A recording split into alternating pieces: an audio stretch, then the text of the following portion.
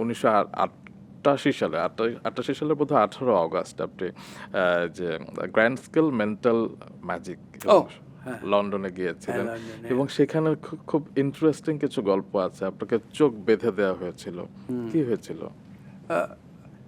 ওটা হয়েছিল কি,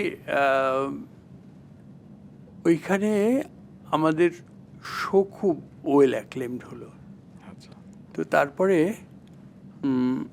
জার্নালিস্টরা ওরা আমাকে আমি মেন্টালিজম করেছিলাম, ম্যাজিকের একটা ফর্ম।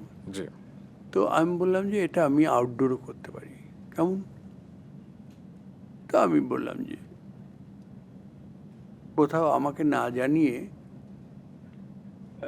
কিছু রেখে দিলে, যিনি রেখে দেবেন আমি তার হাত টাচ করে আমি সেই গোপন জায়গা থেকে সেই জিনিসটা নিয়ে আসতে পারবো। তো এটা খুব ইন্টারেস্টিং হলো, জানাজানি হয়ে গেল। তো আমি এইটাকে আরও একটু বাড়ালাম, যে আমার চোখ বেঁধে দেওয়া হবে। চোখ বেঁধে দেওয়া অবস্থাতে আমি ওনার হাত ধরবো না, উনি একটা রুমালের এক কর্নার ধরবেন, আমি অন্য কর্নার ধরবো। মানে you are so confident that আপনি সেটা করতে হ্যাঁ। চাইলেন।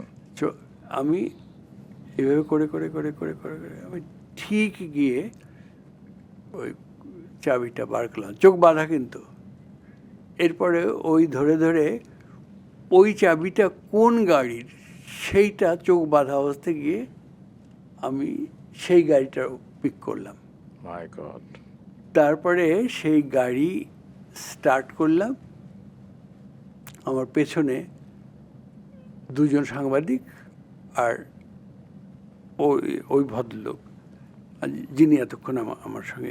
এবং সেখানে নাকি 500 মানুষ ছিল। হ্যাঁ, ওই দর্শক জি। এবং সাংবাদিক মিলে। তারপরে আমি ওই চোখ বাঁধা অবস্থায় লন্ডন শহরের মেইন রাস্তাগুলো ঘুরে এসে আবার ওইখানে ফিরে আসলাম। এই ট্রাফিক লাইট ফাইট সব কিছু মেনে কোনো অ্যাক্সিডেন্ট না করে আমি চলে আসলাম। তো এইটা পত্রপত্রিকায় খুব ফলো করে প্রচার করেছিল।